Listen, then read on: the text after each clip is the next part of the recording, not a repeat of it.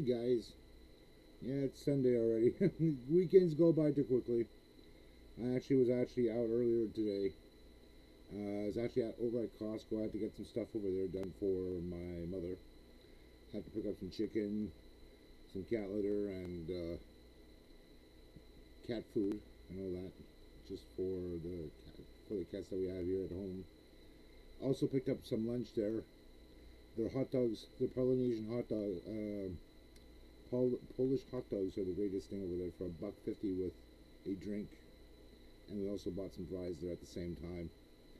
A few weeks ago, I've actually upgraded my old Roku. This is the older one that I had, which has been very faithful to me. I would say for about close to 10 years. And this is the one. This is the one here. If you look carefully enough, this here has the two types of connection. One is the RCA, which is the old TV type connection, which is the component connection. So you have your yellow for your video, your red and white for your left and right audio. And the other one, this guy here, is the old HDMI one. That's the one. That was the new connection at the time when high definition TV came out. So we're looking at ones that were going at 720p or 1080p. And with the RCA, you can go up to the standard 480 connection, which is the old CRT. I mean, it's a great little unit for CRTs, especially ones when you don't have the HDMI out to connect to it. But you do have the RCA type. You can connect to it via the input on the back side of the TV. You probably could still use that into a high definition TV. I just can't guarantee it that you would get like 720 or 1080p through that type of connection, because that's maxes out at 480p, which is the typical resolution for a standard TV that has a CRT tube in it. But still, it was very fun to having this little unit before it died. And I'll say this for a fact. I love this thing there. I'm glad I did buy it at the time, way back in 2005, I think, 2005, 2007. I don't remember the exact date. The model of it on the bottom here is 2710X from Roku. But anyhow, that's neither here or there. But since it's actually dead, it's on its deathbed, so to speak. The problem with this one here that was giving me the most problems was at the end when it was trying to boot up, and it was trying to connect via the wireless connection that I have here. It would have problems, and then it would just reboot. So it would try to connect, and then something would happen. It would have a little hissy fit, so to speak, and then it would restart itself again. Still going through the same thing. It would start booting up, get to a point where it was trying to connect via the wireless, and somehow lost connection. So after doing that about 7 or 8 times, I think it actually gave up the go in order to make the connection completely. And surprisingly, this one here, the earlier models of Roku used a 12 volt, half an amp, or 0.5 amp for power. So I mean, they're very energy efficient, and considering they don't have any internal hard drive on it, maybe some RAM or VRAM or NAND technology, but that's about it.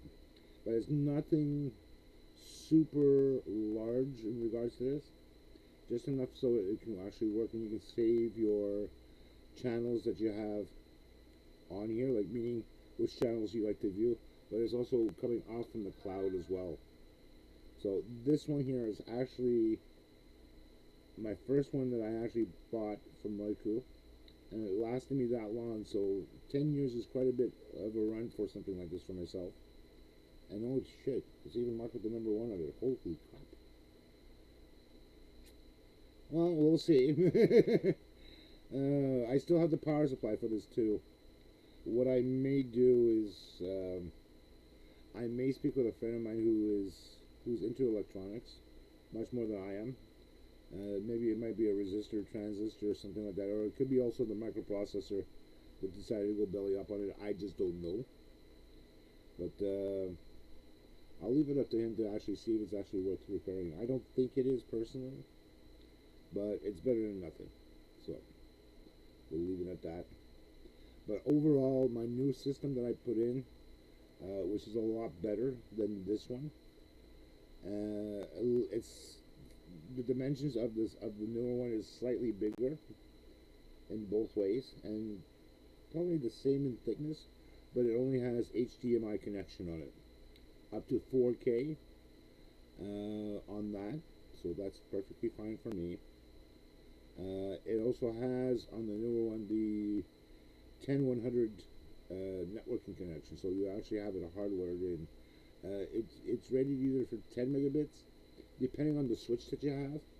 Some switches are rated for 10, some are 10 100s, and then you have a gigabit. So you have 10, 100, 1000, and then you have 10, 100, and then you have a gigabit connection. So you have the option of the three. The one that I have, which I bought this year, which is actually the 2024 model, only goes up to 100 megabits maximum on the network connection. So with a cable connected directly to it, which is fine. It's a more. I'll say this because I've used both wireless and wired connections. Wired connection is more stable. For the fact is that you're sending and receiving information back and forth via a wired connection to the router, to the device itself. Like in this case, it would be the Roku itself, and you don't have to remember any passwords for it to log in, like to log into the network itself, because it's a direct connection to the network. Whereas if you have a wireless connection, it has to look for the SSID, or your wireless connection name.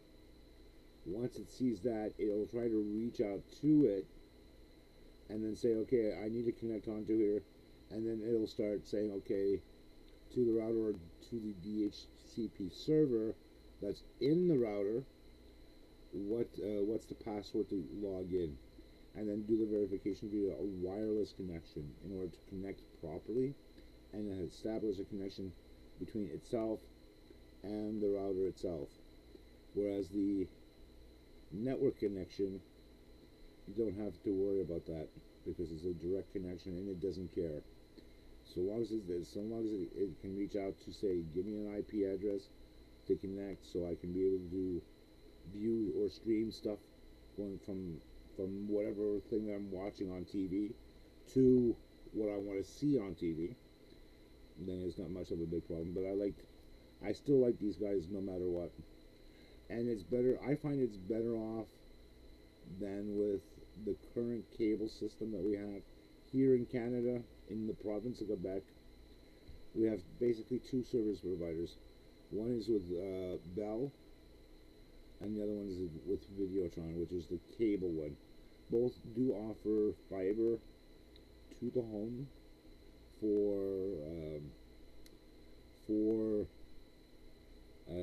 video, like for TV watching, and they also have their own PVRs. For me, I've bought a PVR through Videotron, and it's great up to a point.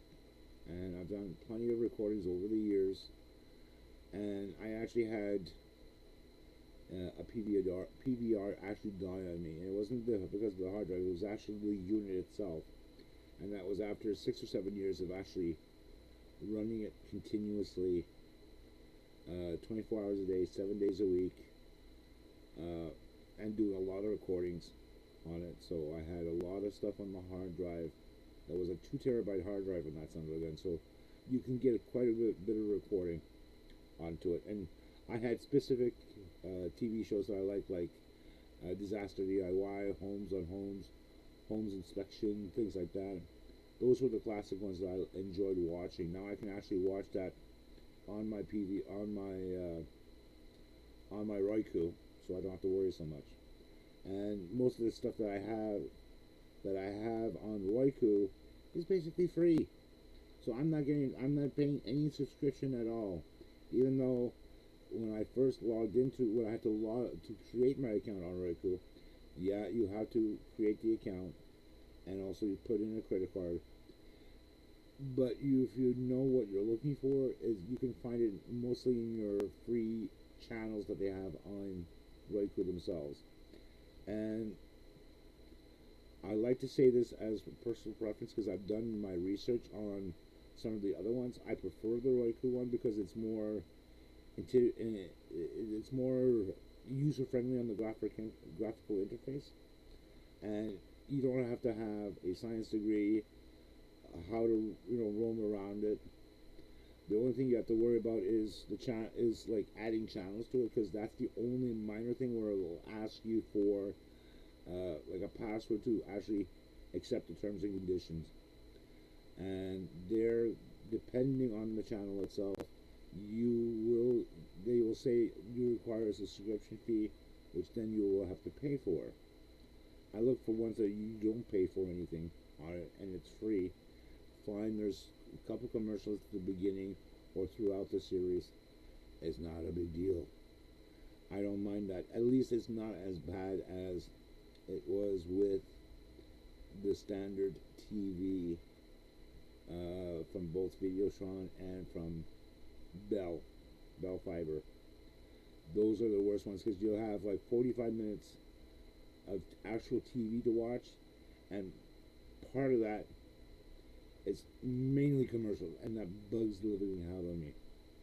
Some of the other ones that are on there, like Tubi, and of course the not Google, YouTube, find there's a couple commercials here and there. They're maybe like 15-20 seconds, and then it's disappeared. So it's not so bad. I'd rather deal with ones on Tubi and the other ones than deal with what I had with Videotron or from Bell. That's basically about it. It's another small little rant for a Sunday. Nothing much is happening here besides going to Costco to get some stuff for my mom. Enjoyed a Polish hot dog there for $1.50 with a soft drink and some fries. So that was nice. And I've taken a shower. I've done my laundry for the day. I have it in the dryer right now. I'll get that dried up for tonight. And I'm ready to go. And yeah, with that being said, you guys have a great day. I'll catch you next week. Till then, folks.